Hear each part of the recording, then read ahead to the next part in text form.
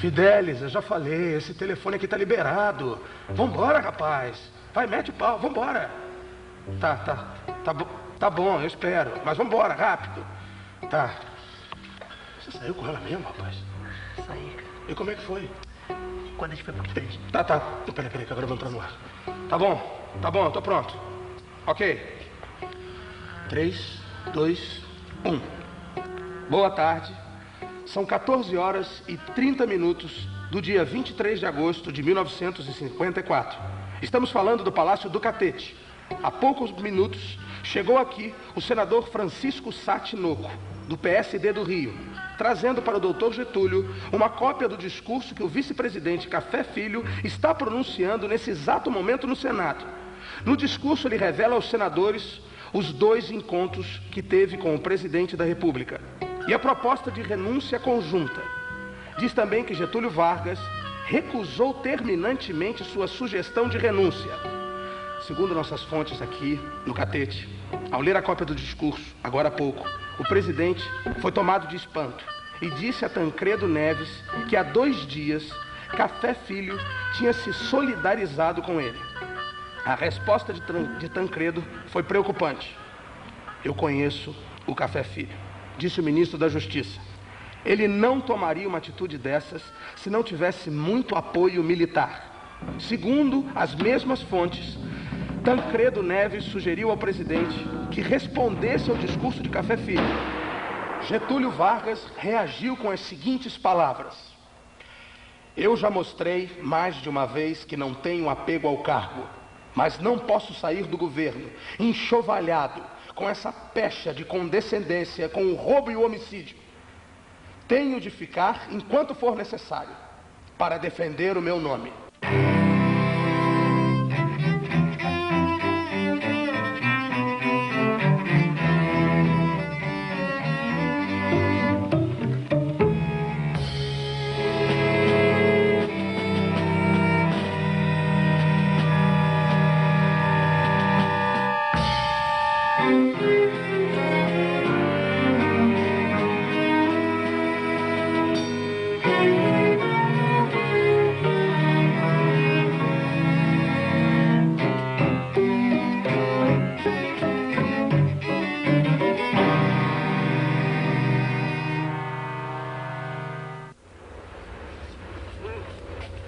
Bora. Opa, vamos pra rádio, Edmar. Não, vamos pro escritório. Vamos terminar aquela partida que a gente começou. É? Beleza, assim que eu conseguir fazer essa chimbica pegar, que hoje lá tá de mau humor. Olha só, eu falo pra você que o Lacerda é maluco, você não acredita. Olha a manchete da tribuna da imprensa. Gregório era o verdadeiro presidente. Esses caras da UDN estão ficando malucos, tô falando. Maluco, Edmar. Você já viu o Lacerda rasgando dinheiro ou comendo titica? O Corvo não tem nada de maluco. Ó, esse cara é uma raposa. Ó, esse jornal dele devia chamar Tribuna da Imprensa. Essa é a verdade. Vambora.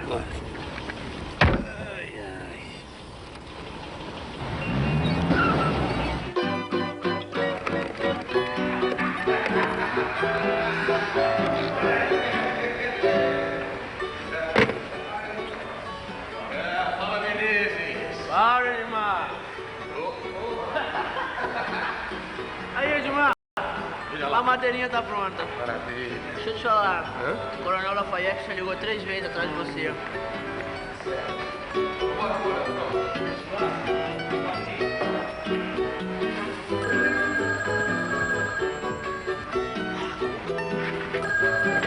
Alô? Tá sim. Só um minutinho. Edmar! Telefone!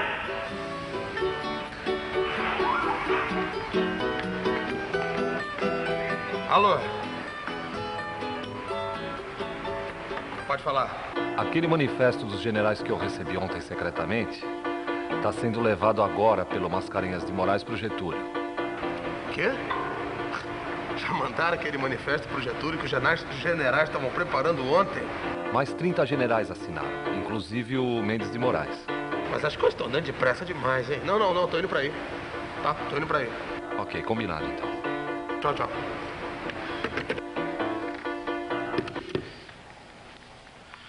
E os generais terminam o manifesto com uma frase que pode representar o fim do senhor Getúlio Vargas. O melhor caminho para tranquilizar o povo e manter unidas as Forças Armadas é a renúncia do atual presidente da República. Ao tomar conhecimento do Manifesto dos Generais, o presidente Getúlio Vargas prometeu reunir-se com seus ministros, mas insiste num ponto: não renunciará. Obrigado, ouvintes da Rádio Guarani.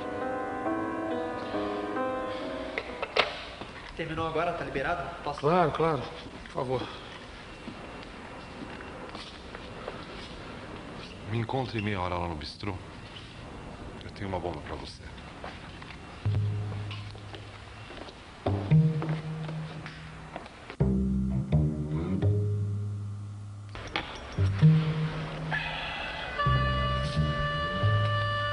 Dá uma grapete pra mim, cavaleiro.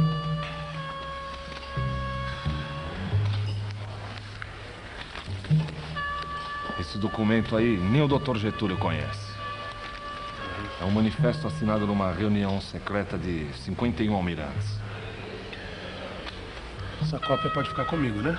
Ah, bebeu, é? Nem pensa nisso. Vai copiando aí enquanto eu vou ao banheiro, que é curto e grosso.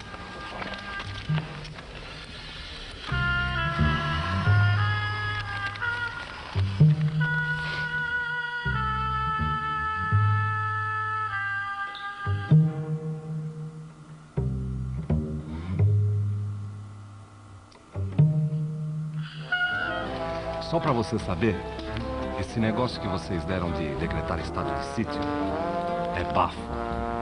Isso é conversa fiada de Afonso Arinos e UDN. Lá no catete não tem ninguém pensando nisso.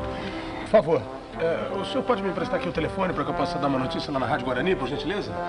Não vai dar, a linha está grampeada. Tem boi na linha. Tá bom, eu ligo do escritório, obrigado.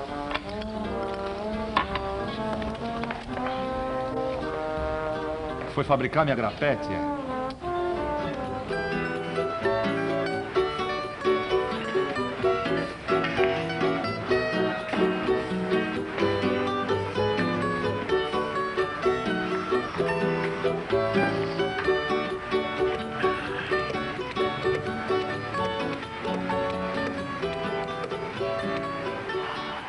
Doutor Fidelis, olha, eu tenho umas notícias quentes para te dar, viu?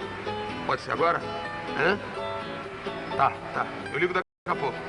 Tá bom. Até já. Menezes, dá pra sintonizar aqui na Rádio Guarani? Eu tô precisando controlar o noticiário de São Paulo. Pra quando vai terminar, que eu tenho que ligar pra lá de novo. Faz pra mim, vai? Mais alguma coisa? É só. Vai você.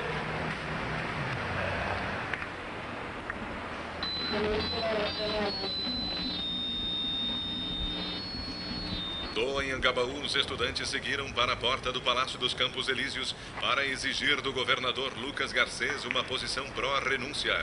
Garcês foi vivamente aplaudido, mas ao discursar não assumiu qualquer posição.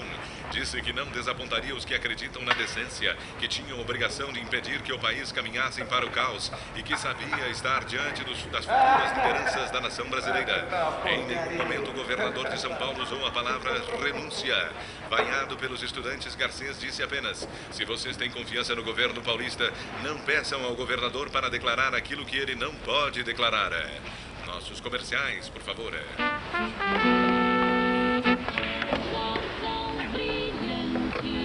O tempo passa e os seus cabelos ficam.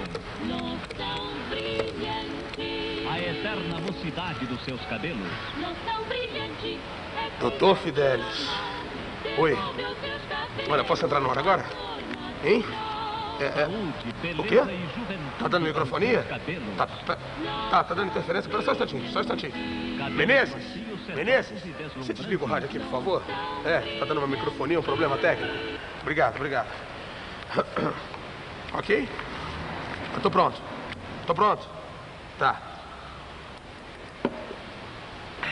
3, 2, 1. Um manifesto assinado por 51 almirantes da Esquadra da Marinha de Guerra está nas mãos do ministro da Marinha, Renato Guilhobel, para ser entregue nas próximas horas ao presidente Getúlio Vargas. Primeiro foi a Aeronáutica, depois o Exército, agora chegou a vez da Marinha. Segundo o documento, ao qual a Rádio Guarani já teve acesso. Os almirantes estão solidários com a aeronáutica e com os generais. Segundo uma fonte muito bem informada, a última frase do manifesto não dá margem a dúvidas. Os almirantes terminam o documento com as seguintes palavras: só a renúncia do presidente poderá restaurar a dignidade do país e devolver-lhe a paz e a tranquilidade. Ou seja, caros ouvintes, agora a Marinha também quer a cabeça do Dr. Getúlio. De algum ponto do Rio de Janeiro, Edmar Fonseca para o grande jornal Falado.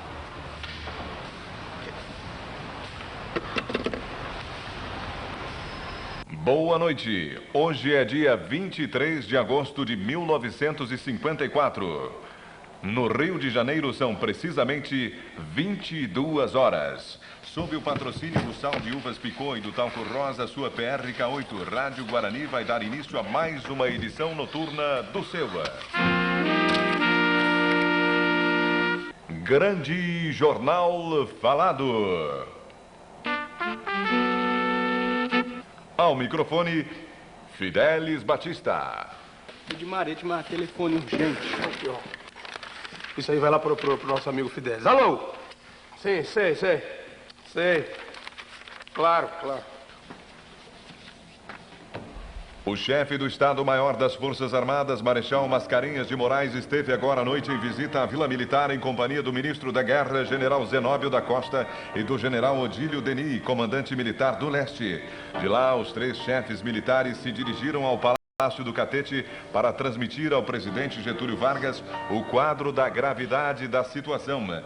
Segundo o Marechal informou ao presidente, a crise já não pode mais ser debelada pelo Exército, cuja oficialidade também já se encontra dividida. Getúlio Vargas reagiu com as mesmas 2 palavras que vem repetindo nos últimos dias: não renuncio. Nesse momento estão sendo realizadas manifestações pró-renúncia na Cinelândia e nas imediações do Palácio do Catete. Segundo fomos informados, a agitação poderia estar sendo estimulada pelos comunistas, já que os manifestantes se referem ao governo como agente do imperialismo norte-americano. Pois é. Assim como nós, o prezado ouvinte deve ter dificuldade para entender os comunistas. A imprensa popular, jornal do Partido Comunista, diz que Getúlio Vargas tem instintos sanguinários e é chefe de um governo de traição nacional. Mas coloca no mesmo balaio o que eles chamam de golpistas da UDN e generais fascistas. Embora também façam oposição ao governo, os comunistas não querem se misturar com o jornalista Carlos Lacerda, a quem acusam de ser espião do FBI. Apesar de tudo, o presidente da República parece calmo e imperturbável como sempre. Hoje ele concedeu audiência ao poeta Augusto Frederico Schmidt e a um grupo de donas de casa que foram ao palácio se queixar da alta do custo de vida. E eu tinha a parte que direta minha com ele, era primeiro marcar as audiências e fazer os telegramas de aniversário, onde que eu tinha um livro esse que eu mandava diariamente para ele, e as pessoas que ele queria cumprimentar, ele botava uma coisinha vermelha. E todas as audiências, tudo que ele escrevia para mim era tudo em lápis. Não, eu detestava a caneta, ele fazia tudo a lápis. Então os bilhetinhos eram lápis, e chamando pessoas para receber e tudo. E a preocupação dele era tão grande com essas obrigações, vamos dizer, sociais, que até no último dia, no dia 23 de agosto, em plena crise, eu mandei o livro de audiências e ele ainda assinalou as pessoas que ele queria receber. Eu lembro que nesse dia ele recebeu o Augusto Frederico Schmidt, poeta, e que até ficou muito constrangido. Lúcio, mas numa situação dessa, presidente com tanto problema, ainda vai querer falar comigo? Eu digo, não, Schmidt, se ele mandou te chamar, você vem. E uma associação de donas de casa, que elas foram naturalmente reclamar quanto o custo de vida. Todo mundo reclama quanto o custo de vida, em qualquer governo se reclama, né? E já naquele tempo elas foram reclamar. E foram as 2 audiências que ele deu, naquele dia. Havia uma televisão E ele, de vez em quando, também via que ficava num determinado ponto da varanda do outro lado, que a gente olhava com curiosidade. E havia aquela campanha absurdamente forte contra ele, mas ele não se detinha e nem se interessava muito. Mas nós ficávamos preocupados e às vezes desligávamos a televisão e ele disse, não precisa. Ele tinha um autocontrole total e absoluto. Porém, quando a coisa começou a ficar forte a ponto de chegar ao atentado, aí ele desapareceu. Ele passou a fazer as refeições no quarto, ele não descia mais, e só tinha acesso ao quarto, a dona Dárcia, aos os filhos, e ninguém mais, a si mesmo, por pouquíssimo tempo que ele não gostava, não queria falar. No dia 23, até 7, 8 horas da noite, foi o dia mais comum e banal de todos que se passaram no palácio, dentro do palácio. Fora do palácio, houve grandes agitações no Congresso, sobretudo discursos bastante violentos, do presidente Vargas, as confabulações entre as Forças Armadas. Isso foi muito intenso fora do palácio. Dentro do palácio foi um dia comum, os funcionários passaram normalmente, escreveram normalmente, ficou muito calmo. Eu me lembro que a Alzira foi para Niterói e até brincou na hora da saída, não, vou embora porque hoje não vai ter nada, não acontece nada, vou embora. Foi para Niterói. Mas na Câmara dos Deputados o ambiente não estava assim tão plácido. Os deputados da UDN passaram o dia na tribuna atacando o governo. O líder de oposição, deputado Afonso Arinos, fez um histórico dos acontecimentos desde o atentado da Rua Toneleiro para insistir em que só a renúncia pacifica o país. Já o deputado Aliomar Baleiro, que usou 18 vezes a expressão mar de lama, disse que Getúlio Vargas já não é mais o presidente de fato do Brasil. Esta parece ser também a opinião do jornalista Carlos Lacerda. Hoje ele declarou aos repórteres que sua primeira reivindicação ao novo governo brasileiro será a troca do nome da Avenida Getúlio Vargas para a Avenida Major Rubens Vaz. Nossos comerciais, por favor.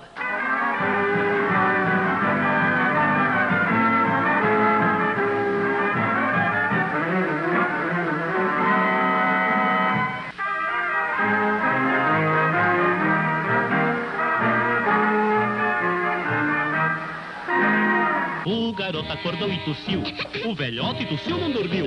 Só não tosse quem toma Bromil, só não tosse quem toma Bromil. É Bromil. Você tem que dar um jeito no Isidoro, o cara não sai de cima da Martinha. Outro jeito que dá 5 pratos pra ele sair andando. Ô, Edmar, sabe o que é que podia ter alguma novidade pra gente aí? Quem? O Samuel Weiner, da última hora. Sabe que ele é da Copa e da Cozinha lá do Catete? Podia tentar arrancar alguma coisa dele. Rapaz, você acha que ele vai dar alguma coisa pra gente? Ele vai botar no jornal dele. Mas não custa tentar, ele gosta de repórter. Entrador, furão. Dá uma ligada pra ele, vai. Tá certo, Fidel. Edmar Fonseca. Peraí, deixa eu ver. Vamos ver, né? Vamos ver. Alô? Alô? Sim? Dona Rita? Como vai? É Edmar Fonseca. Tudo bem? Fala aqui da rádio. Tá certo. Me diga uma coisa. Será que o Samuel pode me atender? Um segundinho só. É coisa muito rápida. É. Tá bom. Tá. Ele vai atender a gente. Fala aqui da rádio. Alô? Samuel? Assim como vai Edmar Fonseca, Rádio Guarani, como vai? Tá bom? Sei. Como vai? Claro. Sei, tá tudo... Tá tudo... Não, tudo mal, né? Me diz uma coisa. Essa manchete foi você que fez, né? Ah, não? Foi ele, rapaz. Sim. Tá bom. Tá certo. Olha, obrigado, viu? Obrigado, desculpa incomodá-lo. Passar bem. Tá bem. Rapaz, bendita a hora que você mandou ligar pro Samuel. Deixa eu ver. Não. Eu vou bater aqui, já te levo, vai pro aquário. Eu te levo lá rapidinho. É só apresentar. A sua carteira profissional para você comprar tudo para o seu guarda-roupa. Roupas, camisas, calças, sapatos, tudo com 15 é coisa de meses covarde para quem tá pagar. fugindo. Sem fiador, com 100 de entrada, sem mais nada. E atenção!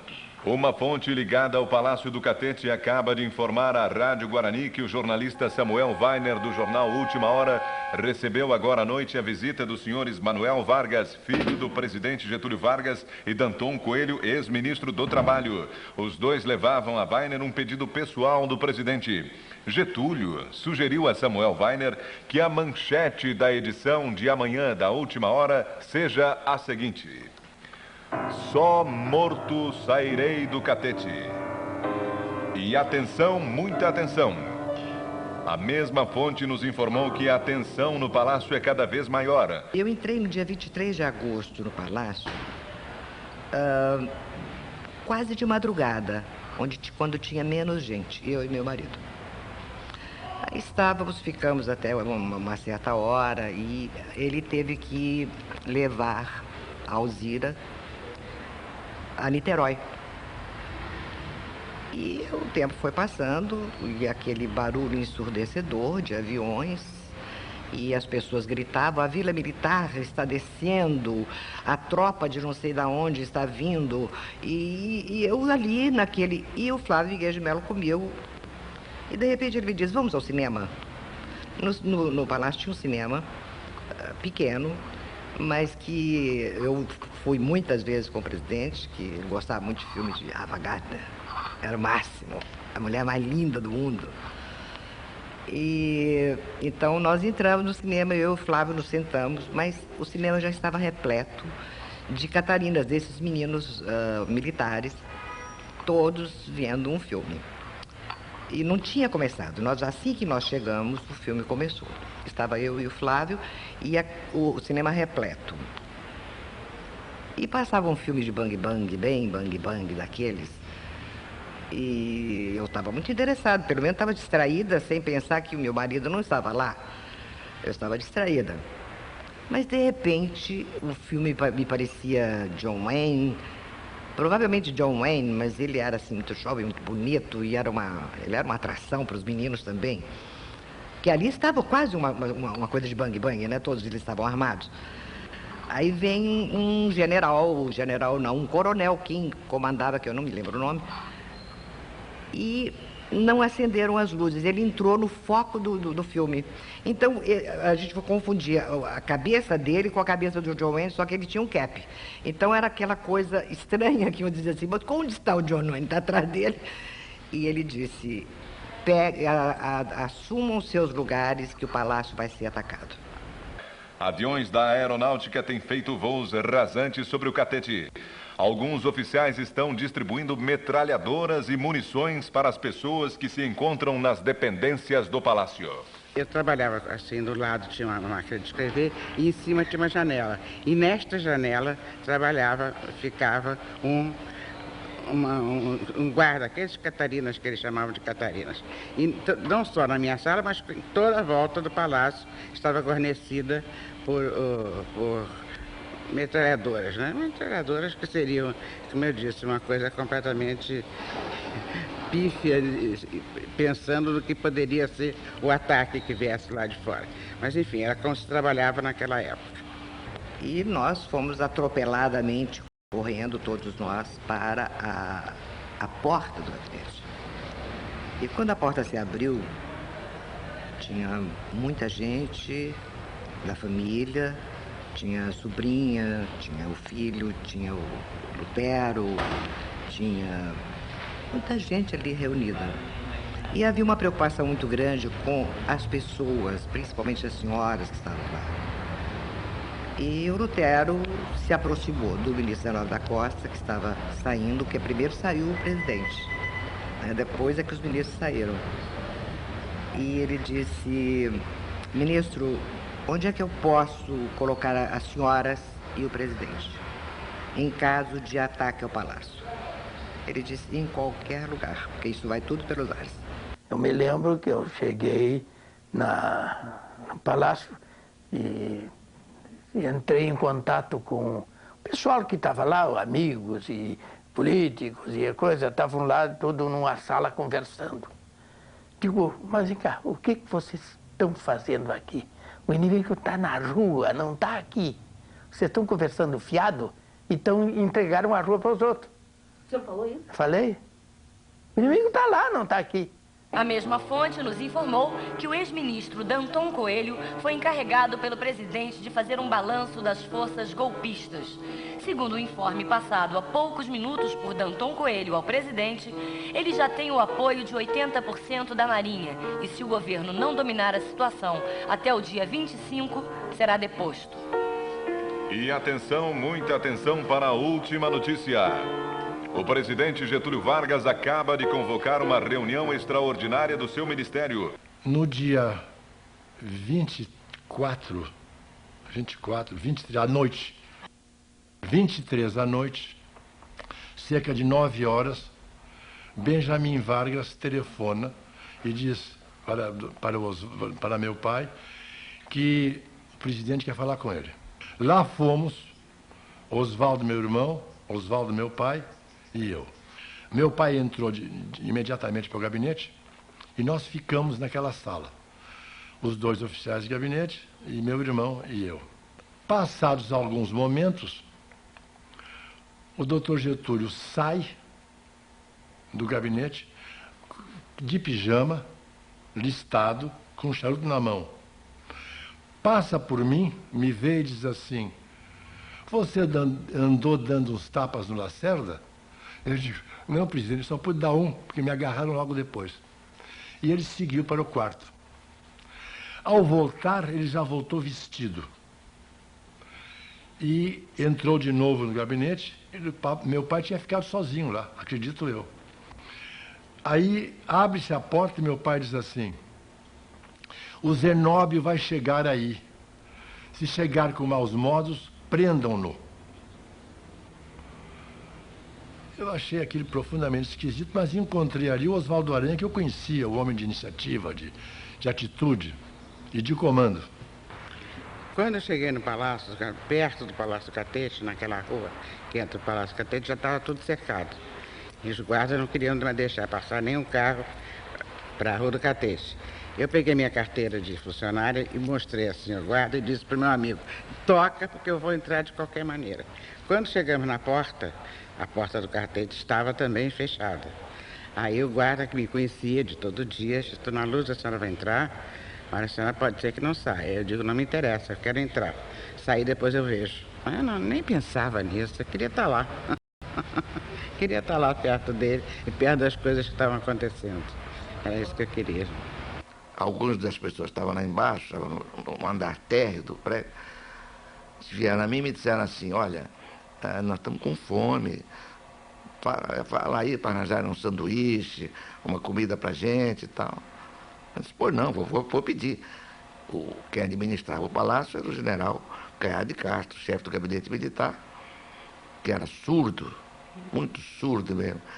E eu fui a ele e pedi: general, o pessoal aí está querendo um sanduíchezinho aí, o senhor não dá um jeito? Ele disse: claro, vou chamar o mordomo. Veio o homem. E o general disse: olha, manda um sanduíche aí pro pessoal. Tá? Ele chegou perto do general e disse alguma coisa no ouvido do general. General, olha, como é? General, como é? Diz isso de novo. Não, general, olha aqui. Diz como é que é. Não, general, não posso fazer sanduíche, porque não tem pão no palácio. Era incrível isso, né?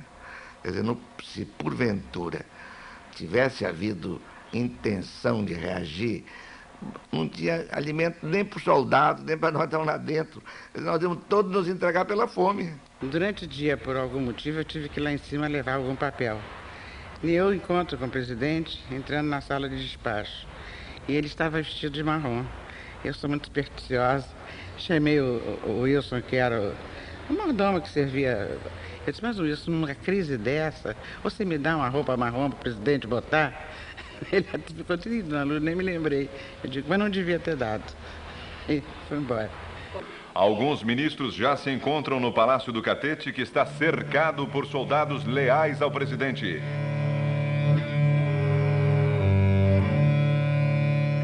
Encerramos aqui o grande jornal falado, mas podemos voltar a qualquer instante em edição extraordinária. Boa noite. Voltamos agora ao quarto e último capítulo da biografia de Getúlio Vargas. A insistência com que o nome de seu filho Lutero aparecia como mandante do crime preocupava o presidente. No outro dia, quando chegou aqui no Palácio do Catete, os jornais publicavam, principalmente a Tribuna da Imprensa, de que o Lutero tinha sido mandante do crime da Rua Transneleira, do atentado da Rua Transneleira. Então ele ficou preocupado com aquilo e mandou que eu chamasse o Lutero, mandou que eu chamasse o chefe de polícia e mandou que eu chamasse o vice-presidente da República, Dr. Café Filho. Chegou o Lutero, entrou no gabinete dele, eu vi quando ele fez a primeira pergunta, se ele tinha alguma coisa que ver com aquilo. E aí eu tinha saído e não vi o resto da conversa. Mas, quando o Lutero saiu, eu entrei no gabinete, ele estava já mais tranquilo, tinha passado aquela preocupação que ele estava. Então, eu perguntei, presidente, o senhor mandou chamar o chefe de polícia e o vice-presidente da República, que estão aí. Manda eles embora. Eu digo, não, mas agora não dá para mandar embora, eu tenho que conversar com eles. Então eles entraram lá, tomaram um cafezinho, e eu tenho a impressão que naquele momento, se o Lutero tivesse dito que tinha alguma coisa a ver com o atentado à Rua Transneleira, ele teria entregue ele ao chefe de polícia e teria passado o governo para o Dr. Café Filho, porque não tinha a mínima dúvida disso. Convencido da inocência do filho, Getúlio reúne a família e decide que Lutero abriria mão de suas imunidades de deputado federal e se apresentaria à República do Galeão, espontaneamente para depor. Mas antes, tinha que fazer uma proclamação à nação condenando o atentado. Era mais uma articulação de Tancredo e de Amaral Peixoto, marido de Alzira, que escreveram o texto que Lutero leu naquela mesma noite diante dos microfones da Rádio Nacional. Os relógios mostravam que já era madrugada de sábado em todo o país, mas no Palácio do Catete era como se os ponteiros insistissem em continuar na maldita sexta-feira 13 de agosto. Enquanto Lutero falava no rádio, o Major Fittipaldi resolveu colocar ordem nos objetos pessoais do presidente. Quando voltamos lá da Mannesmann, aqui eu lá no gabinete, preparando aquela papelada, que era quem preparava aquilo tudo para ele, e encontrei desse bloquinho da presidência, esses blocos menores, aquilo que me pareceu ser as premissas de um pensamento. Então, quando eu li aquilo, eu decorei na hora.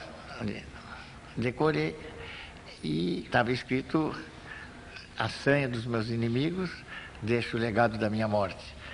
Leva a mágoa de não ter podido fazer pelos humildes tudo aquilo que eu desejava. E então, como eu decorei, eu peguei um pedaço de papel e repeti com a minha letra, e levei para o Major Nacioli, que era o ajudante de ordem, que estava de serviço ali, e disse para ele: lê isso aí. Ele leu e disse assim: isso aqui é bilhete suicida. Então, quando a dona Alzira chegou à noite, eu entreguei para ela, ela leu e disse assim: você está pensando a mesma coisa que eu estou pensando? E eu disse: olha, dona Alzira, eu não só estou pensando no que a senhora está pensando, tenho certeza do que o que nós estamos pensando vai acontecer. Ninguém falou em suicídio. E ela disse: então temos que tomar alguma providência. E aí fomos no quarto do Dr. Getúlio, entramos ali, ela tirou o sapato, ele estava dormindo, e no meio daquelas investigações ali, ele acordou, levantou, sentou na cama e disse: o que está fazendo aqui dentro? Aí ela chegou perto e mostrou aquele papel. E ele leu e disse assim: o que é que você tem que andar bisbilhotando nos meus papéis? A dona Alzira disse: quem tem filha bisbilhoteira não deixa essas coisas aí em cima do gabinete. Aí ele levantou, botou a mão no ombro dela e disse assim: olha aqui, rapariguinha. Era o termo carinhoso que ele chamava. Se você estiver pensando em suicídio, risque isso da sua cabecinha. E bateu aqui.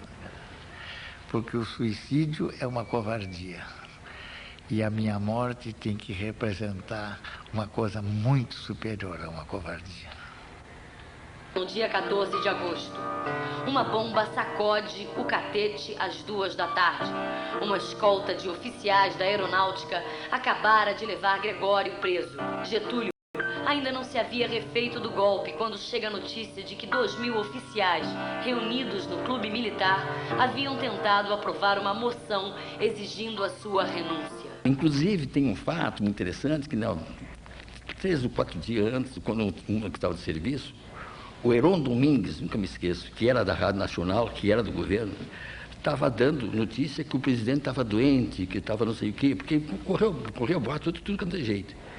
Eu entrei no gabinete, que era de noite, aquele repórter Écio, que era famoso, e falei para ele, que se eu vou telefonar lá para o Heron Domingues para desmentir. Ele olhou para mim, ele fica assim, ele era um cara interessante, ele ficava olhar para você, depois virava a cara para ficava olhando assim, aí virou assim: deixa eles falarem o que quiserem. Eu digo: ele não quer mais nada. Se quisessem acompanhar os acontecimentos, o presidente e seus ministros teriam que ler a tribuna da imprensa. Tudo indicava que o Jornal de Lacerda e os políticos da UDN tinham um canal privilegiado com a República do Galeão. Como foram atentados, foram contra Carlos Lacerda e apenas consequência a morte do Major Vaz, era natural que Carlos Lacerda fosse a principal testemunha. E todos os dias ele tinha um relato do que tinha sido apurado. E à noite eu ia à casa dele e ele me dizia aquilo que poderia ser publicado. Nós nunca cometemos assim nenhuma leviandade de publicar o que não devia ser publicado, o que era da privaticidade do inquérito, só o que era possível publicar. Ele me dava o que era para ser publicado, no dia seguinte saía no jornal. Foi assim que dias depois Lacerda soube que Gregório se recusava a abrir a boca. Nos meios políticos do Rio circulavam rumores de que ele resistira até a torturas físicas sem dizer nada. Gregório, no Galeão, foi submetido a vários tipos de tortura, inclusive pau de arara, colocado no simulador de voo, em que era acionado com a maior velocidade para o castigar, ou torturar.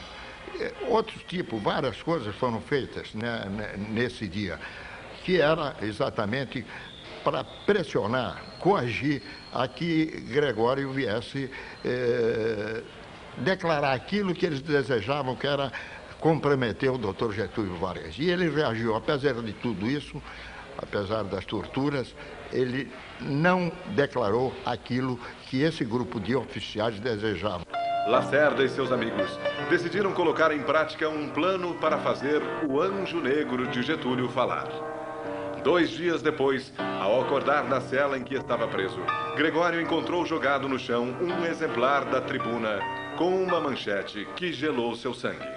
Foi feito um jornal de 6 páginas, com todas as características da edição normal, serviço telegráfico, noticiário da cidade e tal, e apenas a manchete sobre o famoso inquérito da República do Galeão dizia: beijo, foge para Buenos Aires e abandona os seus amigos. Era uma coisa mais ou menos assim. E esse jornal foram rodados apenas alguns exemplares.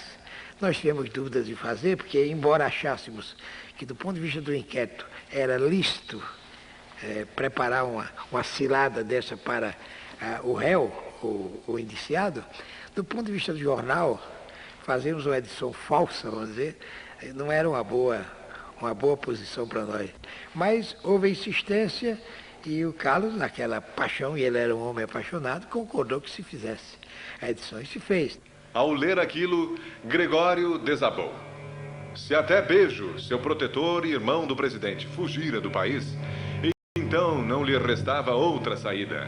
Ele teria mesmo que contar o que sabia. E Gregório sabia tudo. Sim, fora ele quem mandara Climério contratar o pistoleiro Alcino para dar cabo de Lacerda. Eu não quero tocar mais nisso.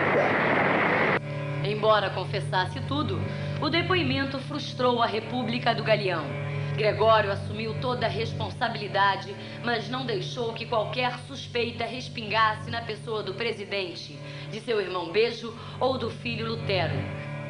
A cada dia aparecia um escândalo novo. Gregório intermediava negócios na carteira de importação do Banco do Brasil e, por sua influência, empresários paulistas haviam conseguido guias de até 13 milhões de dólares. Gregório comprara de Manuel Vargas, filho do presidente, uma fazenda no valor de 4 milhões, embora recebesse um salário de 15 mil cruzeiros. E quando ele foi preso, eu estive lá no Galeão, a convite lá dos meus companheiros, o coronel Scafa, o coronel Adilo, e um colega de turma também que estava lá. E conversando sobre esse assunto, depois das conversas, eu perguntei se eu podia visitar o Gregório e fui lá. Fui lá conversar com ele. Cheguei lá, ele estava ali num quarto, de gravata, chapéu, como ele costumava andar sempre, todo muito bem arrumado. E eu fui chegando e ele foi dizendo: Major, o senhor não acredita que eu ia fazer aquela bobagem lá, né? Estou aqui para ouvir, me contar. Então ele me disse: olha, eu acampanava o Lacerda, tinha gente que tinha muito tempo, eu não tinha ainda um projeto definitivo do que eu ia fazer, mas como meus homens já estavam muito manjados, eu contratei esses dois que eram conhecidos meus, para que continuasse por um período, me trouxesse essas informações. Ao ler aquelas denúncias, Vargas teria feito a Tancredo Neves um desabafo que passaria para a história. Sinto que sob o catete corre um mar de lama, disse Getúlio. Mas as más notícias não paravam de chegar ao catete. Na manhã do dia 17, uma patrulha de 200 soldados e oficiais da aeronáutica, comandados pelo coronel Délio Jardim de Matos e pelo piloto Carlos Niemeyer, encerra 10 dias de caçada e consegue finalmente capturar nas matas de Tinguá, no estado do Rio, o elo de ligação entre o assassino e o catete. Climério Euripes de Almeida, o guarda-costa que contratara Alcino para matar Lacerda. Estava passando pelo aquela boate, o Vogue ali no Leme, que eu sempre que ia viajar, eu passava por lá, porque era sempre de madrugada, eu vou muito cedo. Eu passava, depois de dormir em casa, eu passava na boate para comer um filé, uma coisa, que era o meu café da manhã, às 2 horas, 3 horas da madrugada. E quando eu estava comendo, o Antônio Maria apareceu e me deu uma notícia horrorosa de que tinha assassinado o Vaz. O Major Vaz era amigo nosso, um colega nosso. Eu era oficial da reserva. Eu tinha sido ativa durante uns 3 ou 4 anos, fiz muitas amizades lá dentro, e na hora que mata um amigo meu, vamos aí. E houve várias caças, várias missões que a gente chamava, vai na rua tal, número tal, tem uma pessoa que é ligada a isso, foi quem transportou o homem que disparou o tiro e tal. A gente passava horas e horas, às vezes, parado na rua esperando a pessoa pintar para prender, para ir e tal. Mas, numa dessas missões, houve uma convocação geral, houve um boato de que alguém teria visto o Climério em Caxias. Ele foi visto lá. Então nós nos reunimos lá no calabouço, eram umas centenas, 150 homens, oficiais e não oficiais, participantes das operações, e nos dividimos em vários grupos e partimos para Caxias, ciscar até encontrar o homem. E começou a escurecer. Digo, eu vou simular aqui uma operação gigante. E comecei a dar ordem para 1000 imaginários sargentos e pelotões. Eu falei, sargento fulano, leva um pelotão para a direita. Eu comecei a dar 1000 ordens aos berros lá para trás. De vez em quando o tal soldado disse, senhor.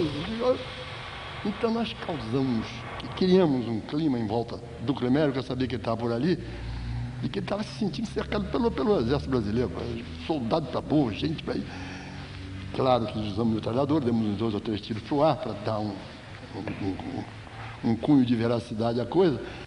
E de manhã, às 7 horas da manhã, mais ou menos, iniciou essa operação, a combinação quem pegasse, desse 2 tiros para o ar, e o Délio, justamente o Délio, por felicidade nossa, porque era um chefe muito esperto, vinha andando e viu. Ele enxergou o primeiro lá embaixo, ele vinha por cima de um morrinho, viu ele lá agachadinho assim atrás de uma bananeira. E de costas, não estava nem vendo o Délio. E o Délio foi andando e chegou e esteja preso. A expressão do Délio, esteja preso, contou o O governo parece perder o controle da situação. E aos poucos, o centro do poder real se desloca do Catete para o Galeão. Guardada por impressionante aparato militar, a República do Galeão abriu seus portões hoje, dia 23 de agosto, para os fotógrafos registrarem a identificação criminal dos acusados. Ao contrário do que se imaginava, Gregório Fortunato surgiu sereno diante das câmeras. A todos, Getúlio Vargas transmite a impressão de que já decidiu o que vai fazer. Mas nem mesmo os filhos ou os amigos mais próximos conseguem decifrar o mistério dessa esfinge que mudou a face do Brasil. A pergunta que hoje atormenta 55 milhões de brasileiros continua sem resposta. Conseguirá Getúlio Vargas, mais uma vez, ser dono do seu destino? Nossos comerciais, por favor. Alguém pode me explicar o que está acontecendo com esse país? Afinal de contas, o velho aguenta ou não aguenta essa parada, gente? Bom, pelo que me disseram as pessoas que estiveram com ele hoje, o doutor Getúlio não vai entregar os pontos. Vai ter resistência, sim. Mas resistência como? Se o exército, a marinha, a aeronáutica, tá todo mundo contra ele. E Lacerda, esse cara tem o diabo no corpo, sintoniza o que eu tô falando, gente. Mas eu acho que vai terminar em marmelada, como tudo no Brasil. Se o Getúlio der um ministério pro brigadeiro, uma embaixada pro Lacerda, tá tudo resolvido. Em uma semana, só a viúva e os filhos é que vão lembrar quem foi esse tal Major Vaz. Minha querida, tira o cavalo da chuva. Esse negócio aí, senão não vai acabar bem.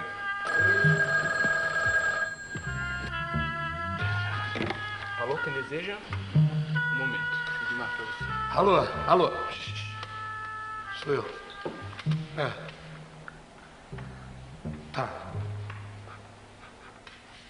Tá bom. Não, já tô indo. Tá, boa noite. Bom dia. Já é 24 de agosto. Tá bom, não, eu tô indo agora. Quem é? O que foi? Lafayette. Ele falou pra mim que tem uma coisa muito importante pra me dizer. Não pode falar por telefone, eu vou ter que ir pro Palácio do Catete agora. E você acha que vão deixar você entrar lá, Edmar? E se entrar, não vai sair. Você escuta o controle de Pera aí, rapaz. Ele já combinou tudo com segurança. Vai estar me esperando na porta. O Lafayette vai estar na porta me esperando. Não, vai. Eu fico aqui até você ligar. Se for coisa importante, a gente faz o seguinte. Bota o jornal no ar outra vez. Tá certo, claro. E outra coisa. Se eu fosse você, não ia pra casa hoje, não. Tá bom. Faz o seguinte. Vê qual é a notícia desse coronel, manda pra mim, volta pro Catete, passa a noite lá, hein? Tá bom, claro. Tô com um mau pressentimento. Vai. Mas por quê? Hoje é dia 24 de agosto, dia de São Bartolomeu. Eu sei que você não acredita em Deus, mas eu sou cristão. Segundo o Evangelho, dia 24 de agosto, São Bartolomeu foi esfolado vivo na Armênia. Aí, ó. Tem coisa ruim no ar, hein? Vai por mim, Edmar. Vai. Vamos lá.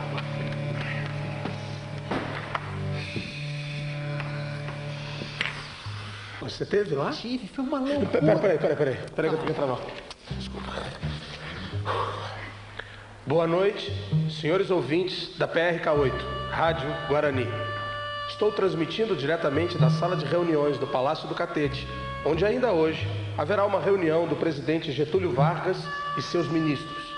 Segundo informou uma fonte exclusiva de dentro do Catete, especialmente para a sua Rádio Guarani. Muito boa noite.